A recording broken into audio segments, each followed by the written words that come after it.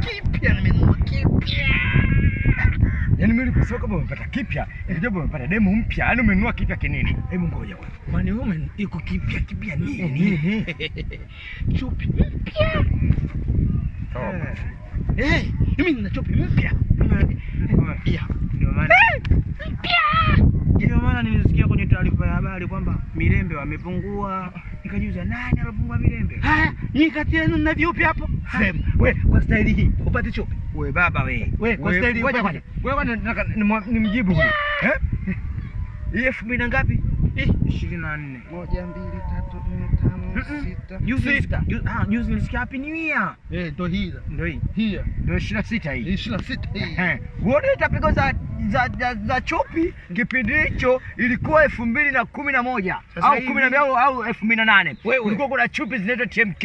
Walikuwa na wanaume. Haya wewe sasa hivi utajiji unajua hiyo. Haya wewe una pedi. Unataka uvae chupi. Una pedi. Nini? Pedi nini? Wewe mimi nilivaa chupi ya zamani. Nimevaa chupi mimi naitwa Taiwan.